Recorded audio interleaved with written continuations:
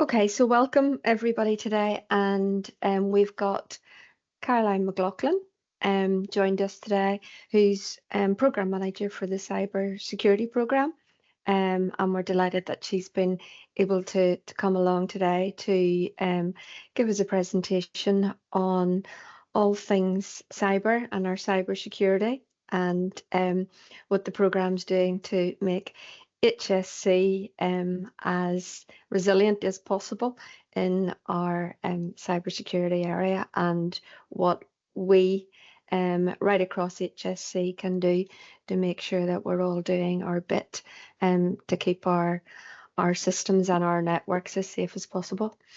So without further ado, I'm going to pass over to you, Caroline, and we'll keep an eye on the chat. So if anyone wants to pop any questions in the chat as we go along, by all means do so. I'll keep an eye on that, and we will of course have time at the end to open the floor and answer any questions anyone has at the end. So pass over to you, Caroline. Thanks very much.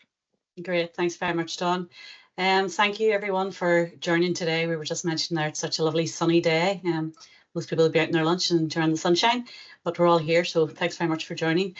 My name is Caroline McLaughlin. I am the Cyber Programme Manager. I work for BSO ITS, but manage the regional cybersecurity programme for health, and that's what we're here to talk about today. So let's get started. So let's talk about cyber, and we could probably talk about cyber for a week if we wanted to. So we're going to touch on some key points today around cyber and the cyber programme. So, Paddy? No, don't go upstairs, sweetheart. Pat. Okay. Dawn, do you want to maybe mute those? Sorry, I'm trying. Oh, there we go. Great, thank you. Okay, so we're going to talk about cyber today. We're going to talk about just HSC and digital services, cyber threats to the HSC, and why it's so important that we do manage and understand and manage our cyber security posture. Why did we implement a cyber programme, and why do we have a programme running across the HSC? The strategic direction that has come out of that cyber programme, and then what can you do and what can you do to help? So one of the key things you'll hear me talk about today, or probably two key things, is defend as one. Okay, so it's how we do that together. You know, cyber isn't a responsibility of the IT team. Cyber's everybody's responsibility. We all have a part to play in defending against our cyber responsibilities. And we talk about defend as one. So we come together and we defend as one. Hence the cyber programme being HSC wide, and that goes wider. You will hear me talk about the National Cyber Security Centre. We have collaborations with the other health organisations across England, Scotland, Wales, and including the south of Ireland also. So we do defend as one when it comes to cyber. So let's get started. On the wider piece, we are, as I say, I work for BSO ITS, and we look at the bottom of the triangle here, BSO as a service provider, and we work in collaboration with our colleagues across all of the 5 trusts, and then including the ambulance services, 6 trusts, and then all of our arm's length bodies, providing those regional services out to those organisations.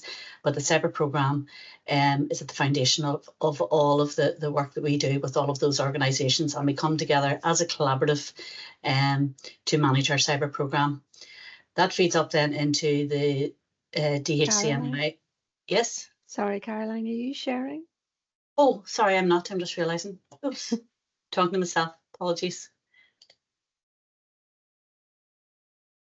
Okay, can everyone see that? So you see the triangle? Yes, that's good. That's even better. Sorry, don't know what I'm talking about there. Okay, so as you see at the bottom of the triangle, yes, BSO is the service provider on the left-hand side, and then our trusts and our arm's length bodies, and our cyber programme is a foundation then, and we feed right across all of those organisations. So it is a HSC collaborative, and that has been working very, very well from 2018. We then feed up in through DHCNI as our commissioning body, and we're our HSC cyber strategy fits in along with the HSC digital strategy, our data strategy, and the cyber strategy fits under the transformation and innovation, then through up into the CDIO's office and then up to the Department of Health. So we do have full support all the way up through the triangle and all the way back down again for the cyber programme across HSC. So the cyber threat to the HSC, several years ago, whenever we, or not even more, probably 4 or 5 years ago, whenever we talked about health and cyber threats to health in Northern Ireland, it wasn't deemed as we were a target to the threat actors or the state criminals that we would see. But that has changed over the last number of years, and we'll have seen that through a lot of targeted attacks across health and health organisations across the UK, and particularly in the south of Ireland, and we'll talk about that in the next slide. Health is attractive. It is attractive for the information that we hold and the data that we hold, and the intellectual property that we have. Attractive to our state actors, and we know there's quite a few out there that have been attacking quite a lot of public sector bodies right across the UK. And then our cyber criminals, and our cyber criminals are out there to deploy ransom, to make ransom demands against organisations and to get money, and that is very, very lucrative, and that has been very much targeted across many organisations. So when we talk about some of the incidents that we've had, on the left-hand side, you'll see an example of a council attack, a public sector attack in the UK, and they vary from small charities through to larger public sector bodies, and then through to the one in the middle, for example, the HSC in the south of Ireland. The HSC in the south of Ireland happened back in May 2021, and that had a major impact on the delivery of healthcare across the south of Ireland. As you're all probably aware, at that time, there had been quite a lot of work done in the background, and particularly with the state actors who did that attack to get the decryption key. There was a ransomware attack, and there was a request for ransom, but they did get the decryption key, and there was quite a lot of work done in order to get that deployed and get them back up and running. The HSC at that time had been out for many weeks and continued to be out for many weeks as they continued to build their infrastructure and get their data back online. In the meantime, that impact to healthcare and the impact to the delivery of services across health, they went back to pen and paper. And although there's business continuity plans in place and they did work within that, the time continued to move forward, that those plans were no longer viable, and they worked through pen and paper, so it was very, very difficult. The one on the right-hand side we talk about, a cyber attack, targets an IT firm used by Northern Ireland Healthcare Services. One of our biggest threats is the attacks we see happening to our suppliers. Attacks happen to our suppliers as a route into health. And this is one that happened back in 2022, where one of the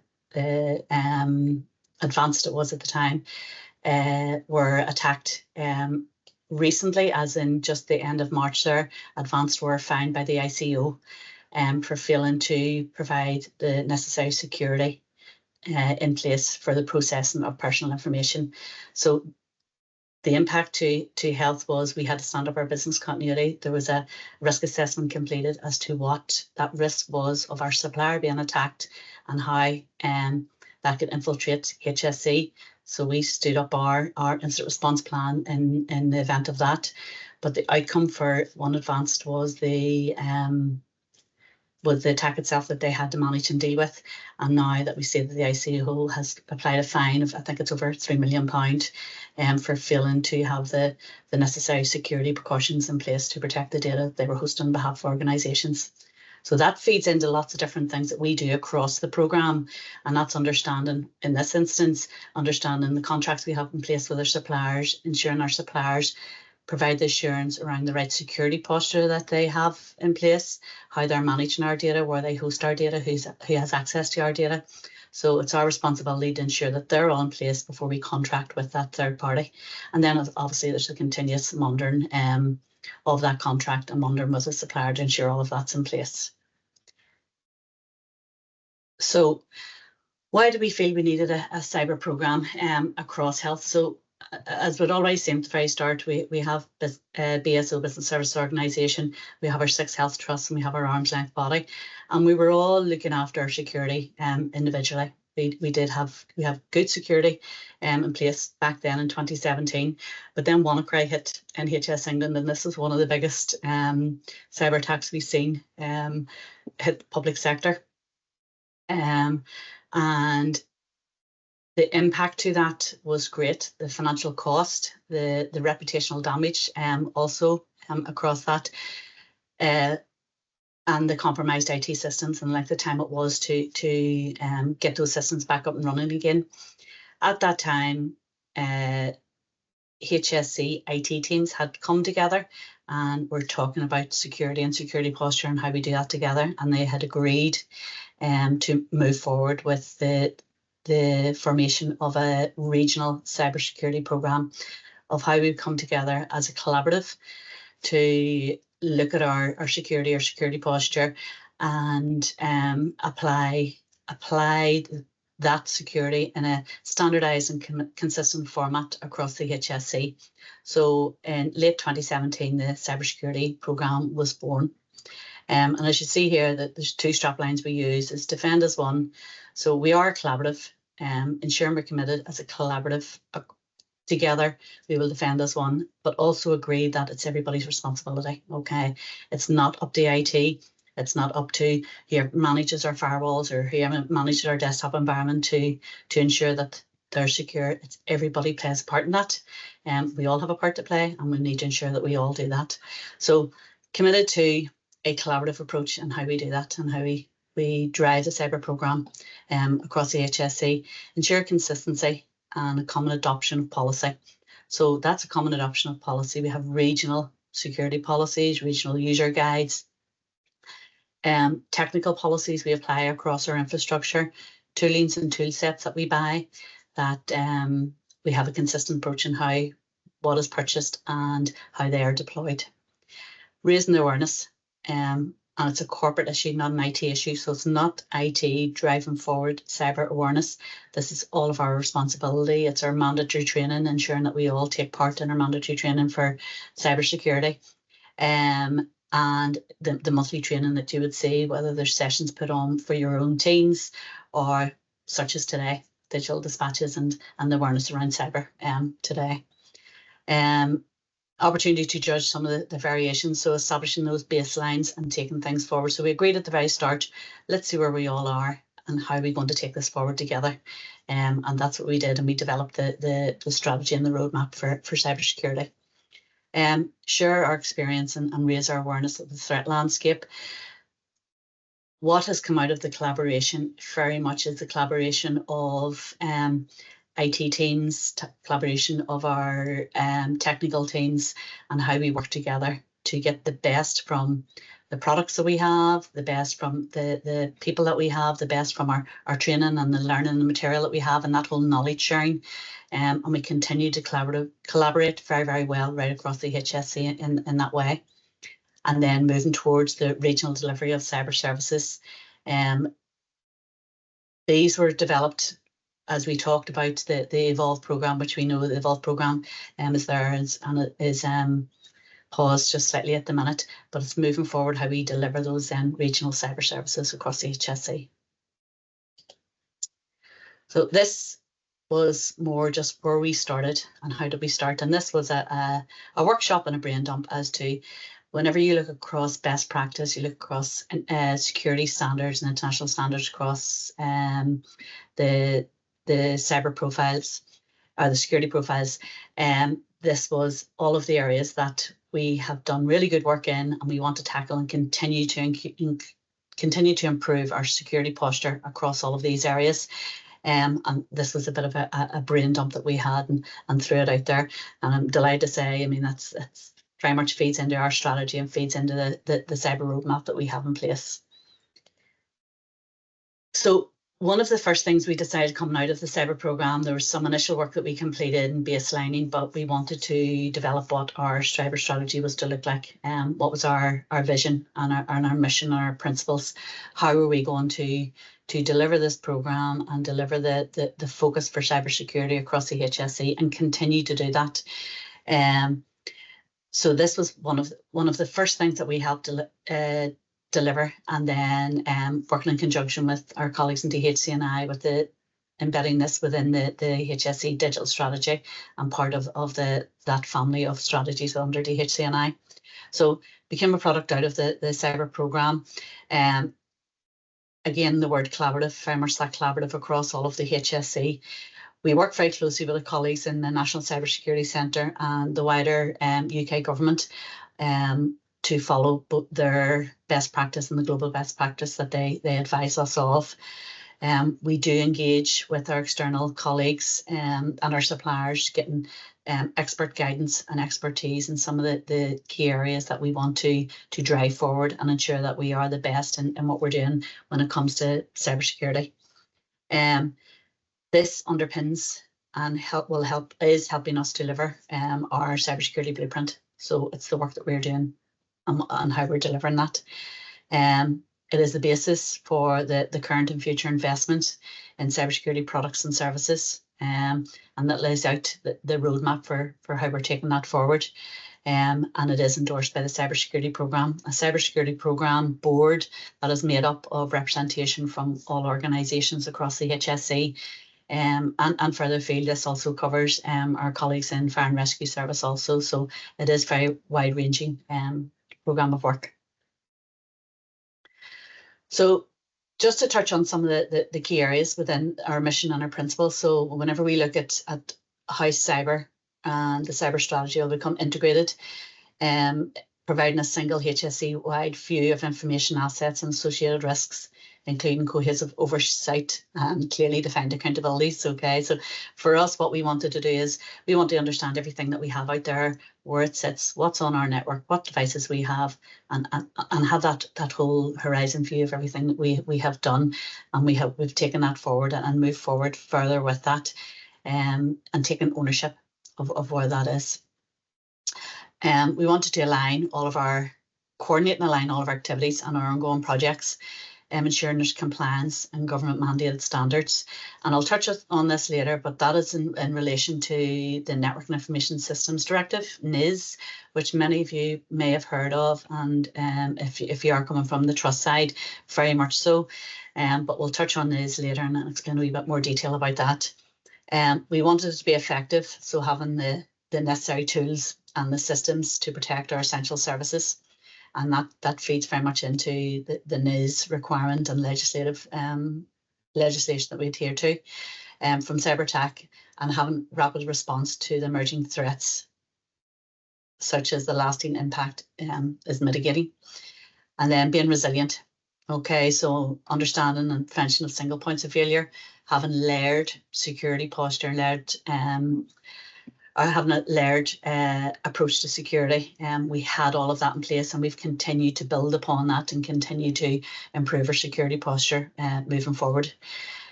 And being targeted, reflecting on current and future service delivery needs and priorities for patients and staff with security considerations.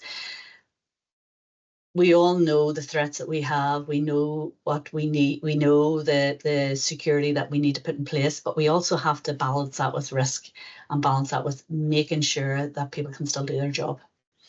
To mitigate against a lot of the cyber risk, we could close things down so tightly that you wouldn't actually be able to do your job.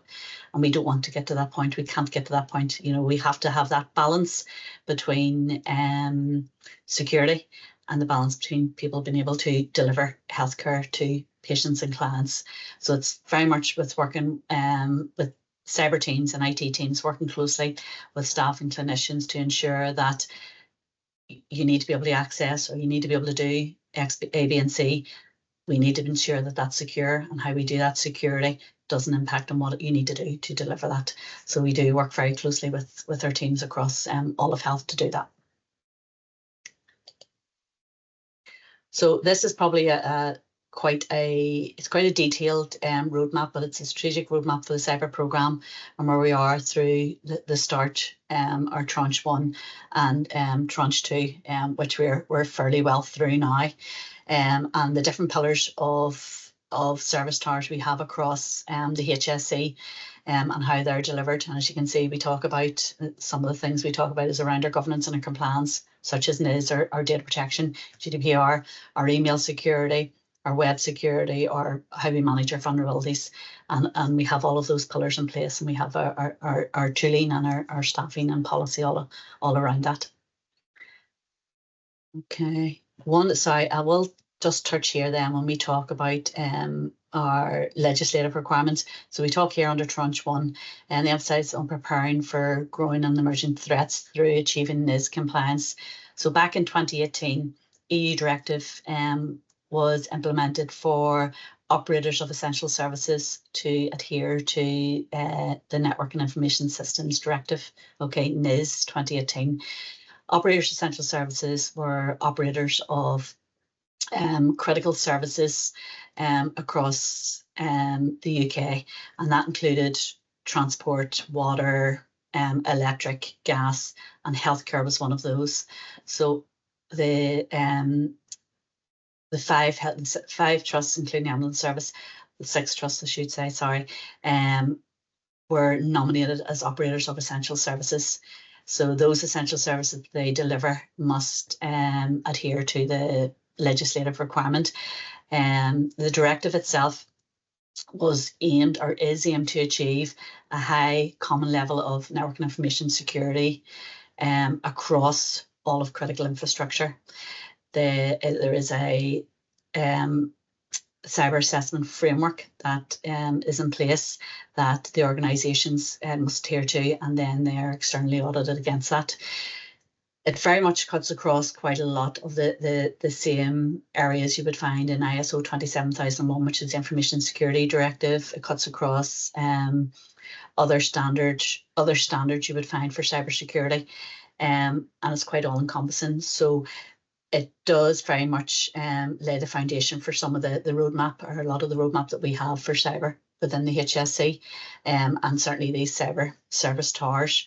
So as we work through and we continue to improve the posture within these towers, it helps address then the legislative requirements each of the organisations have against their NIS requirements. And I'm sure some of you are involved in that already with your own organisations and the input into the requirement to complete the evidence for NIS. So we have 3 key themes within the strategy itself. So we talk about cyber leadership and culture. And this is where we have leaders, our ambassadors for cybersecurity across the HSC, and we do have top-down support for cybersecurity across the HSC. We complete board level training, so with our boards and our chief executives, understanding responsibilities and accountabilities for cyber, and we do that through our training awareness with them. And that feeds down through your directorates and through your teams and so forth. And I'm sure you have it on team meetings and things like that. But this is around our investment in our people and our time. It's around our training and awareness and ensuring that we all feel secure, knowing that we are looking after the security posture of the HSC, but how we continue to do that and how we continue to do that together as a collaborative, as working together. And that's individual responsibilities when we talk about training, but other responsibilities in the day-to-day work that we do. So whether it's part of a project you're working on, whether we ask you to, if you need multi-factor authentication onto your account and so forth like that, how we all work together to achieve that. Management and governance, okay, and how effective is our cybersecurity governance? Cyber is, we do talk about cyber, it is represented across all of the major forums and decision-making bodies across the HSC. It is a focus for when we look at investment and a focus through HSCNI and how we do that. It's a focus across all of the trusts, and it does sit on the agenda at their meetings and their management of their risk around cybersecurity and how they do that. I'm just glancing down. Don't want to read every one of these out to you, but what we want to do is we need to make sure that as we're moving forward and everything that we do, that we have the right tools and the right systems in place to monitor against our objectives. Okay, so cyber isn't, as a program, it's not a typical program in that we have a start and an end date and a very clear deliverable. Cyber landscape continually changes, and we have to continually move with that. We have to continue to monitor what those threats are and how we change our roadmap and how we change how we do things to those threats and those risks to the HSC. And then whenever we talk about our tooling and our infrastructure, okay, so what is that? You could buy lots and lots and lots and lots of tools. You could lock everything down and we could do nothing then. You could spend lots of money doing that, or it's investing in the right tools for the right job, having the right resource to monitor those tools. And as I mentioned earlier, continue to monitor those threats, ensuring those tools are still fit for purpose and doing what we need them to do. Making sure that our systems are safe, robust and reliable, and that they are accessible at all times. So being safe, robust and reliable, we need to make sure the systems that we currently have are safe and secure, and anything new that we bring on to the HSC. So we have lots of processes and lots of governance in place around how we do that, whether it's through procurement, whether it's through how we manage our suppliers, whether it's through the technology that we're buying, is that those systems are safe, they're reliable, they're secure, in order to be able to deliver the healthcare and what it is that we want to deliver at the end of that. So that was a very quick run through of cyber and the cyber program and what we have. And I've mentioned the whole way through is what can you do? What can we do as a collaborative together to help do that? And there's probably some key things that we can do on a daily basis. There is some key things we can do on a daily basis, and probably to be more vigilant in everything that we do. I didn't have a slide here on AI, but one of the things that whenever and you'll experience this yourself in your personal lives, AI has enabled the threat actors, the bad criminals, to make things so realistic that it's very difficult to tell whether this is a fake, whether this is a fish, or whether this is actually real and what I need to do. So I am such a suspicious person after working in this environment for so long.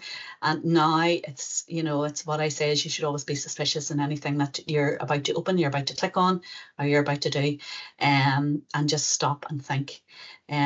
That's easier said than done. I appreciate that. We all are very, very busy, and we're all very busy in our day-to-day jobs, but sometimes we need to take that step back and go, hold on a second, should I be clicking on that link?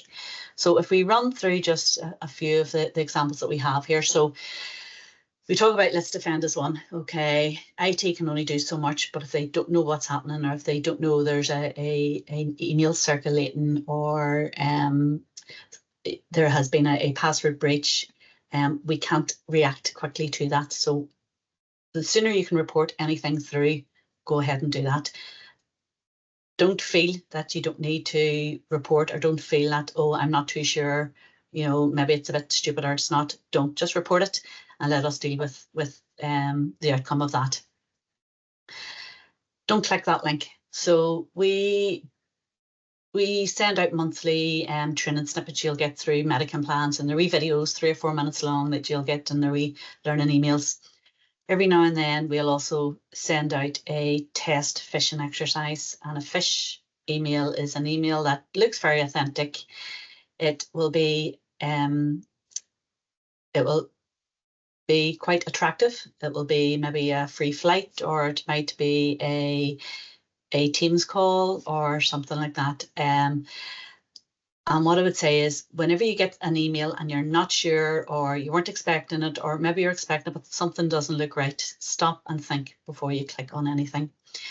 We talked earlier about the incident in the HSC, And that incident was a malicious Excel file in an email that somebody opened. They clicked on that, and that kicked off the run of events. So what I would say is just be careful. If you do click on something and you're not sure and you think it might have done something, or you thought maybe I shouldn't have done that, just log it with your IT team, and we can investigate and have a look and take the worry out of it then. Okay. Use of MFA, 2FA, 2SF, you know, so there's lots of words around this. So this is multi-factor authentication, something we all use on a daily basis. When you log onto your bank, you'll put in a PIN code, and they'll probably use your biometrics or your face. You lift your phone to your face. Okay. MFA is multi-factor authentication. 2FA is two-factor authentication, or 2SA. So we use that in health. Okay, you'll be requested to set that up for some of your accounts. More and more password breaches that we're seeing have been on accounts. And when we say this, I don't mean within the HSC, but of reported incidents through National Cybersecurity Centre and so forth, the majority of those have not had multi-factor authentication on their accounts. Okay, so whether it's within your HSC account you're required to do it, or whether it's a personal account, and you will do it automatically for your bank, but for your own personal email and so forth, get that set up in order to protect yourselves. Complete your cyber awareness training. That goes without saying. We have mandatory training that we all must complete, and complete your cyber awareness mandatory training. I did talk about the monthly training that we do send out, and I ask you that you do complete that also. It's only 3 or 4 minute snippets, and it's on single topics. So there's always key learning elements that come out of that. Please complete that training. They are quite good and quite hitting, I feel. Ensure your data is backed up. Okay, so within the HSC and our systems, we back up our data. Okay, that is on the HSC network. If you have data on your device, if you have data on your own personal phone, and I mean data on your phone, that's obviously your own personal data, your own MacBooks or your iPads, whatever, ensure your data is backed up. If your device is compromised, that data will be exfiltrated, so it will be stolen, or it will be lost. So if your data is compromised and encrypted, you'll not get that data back. Okay. Say yes to those updates. So you will see that in the corner, bottom right hand side of your machine, every now and then you'll go, you have software updates, click here, or you can postpone. And then it's usually on a Friday at 1:45, everyone has to do a forced reboot because you're in the middle of a call and you haven't clicked those updates. The updates have run in the background, and there's a time period for those. So what I say is, whenever that does come up and that notification pops, is click on yes, do the update now, and get it over and done with. Keep your machine up to date. That is us sending those updates out to vulnerabilities we've been made aware of. Okay, so the suppliers and our systems have identified what these vulnerabilities are. There's patches for those, and we're planning updates for those. So we ask that you keep those up to date. Be suspicious, and I talked about this at the start. You know, it's, if you're not sure, don't open it. If you're not expecting it, delete it. If you are expecting it, but there's something just not right. Some recently were that some of the phishing emails we'd seen come in recently were from chief executives asking a staff member to buy vouchers or buy gift cards, and you'll see they're quite regular. They're quite regular phishing type emails. We block the majority. Some do get through. Your chief executive isn't going to email you and ask you to go buy a gift card for, most likely. So those types of things, delete them off. Strong passwords. We all have passwords for everything that we have. Whether it's our own personal email, whether it's different sites we log on to, our own devices. Okay, password should be strong. Good guidance, or best practice guidance, is 3 separate words. I'll just touch on this a couple of wee snippets after this. Is 3 separate unrelated words as a good start for that. So make sure your password is strong. If you feel your account has been breached, if you feel that your password, there has been an issue with your password, go in and reset your password straight away for all of your accounts. And be safe online. And this is safe online. either within the HSC or on your own personal when you're online, and particularly in around social media. Just be safe and be suspicious and be aware of what it is that you're doing. Okay, so chatting with Dawn earlier, we have quite a lot of awareness material that we are going to send out over the next number of months to yourselves, but this is a snippet of some of the things that we have in place. So we talked about, keeping your devices up to date. We talked about our two-step verification to add that additional security that you have in place, and then the use of strong passwords and how you would create those. We also have the telltale signs of phishing, and you will receive some notification on the back of the phishing campaigns that we do within the HSC. We will then, on the back of that, send out an email to all users to say, that was a phishing campaign. This is what the fish looked like, and here are the telltale signs that it was a fish. And that's a learning and a lessons learned for us all, is to pick up on some of those key things, so we know next time we'll be able to look for that. And then finally, we have some of the key things around protecting your email with a strong password. So we ask for strong passwords in the HSC, but in your own personal accounts definitely have the same. Turning on your two-step verification, your multi-factor, your 2FA, onto all of the accounts where that's available. Backing up your data, updating your devices, which is key, and then saving your passwords in the browser or using a password manager. Okay. Not write them down on a post-it note under the keyboard, where we hope that nobody is doing that ever. But ensuring that your passwords are safe, and where you hold those is in a safe place. So that is me round up. Any questions?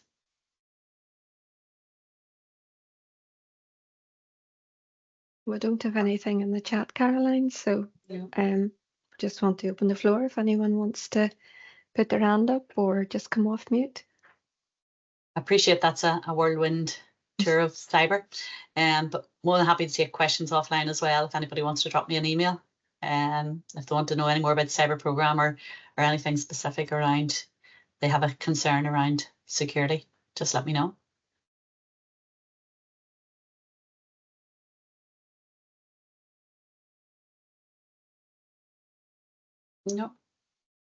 No, not seeing anything. Nothing in the chat. No, I was obviously give all the information we needed, Caroline. I hope so.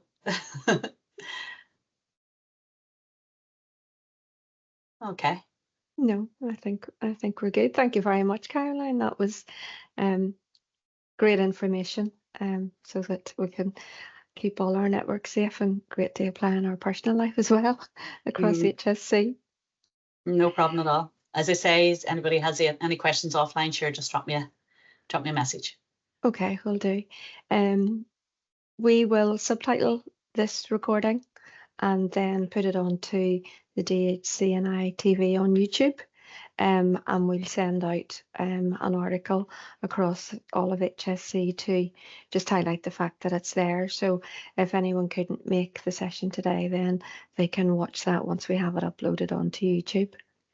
Perfect. So thank you very much, Caroline, and thank you very much for everyone joining.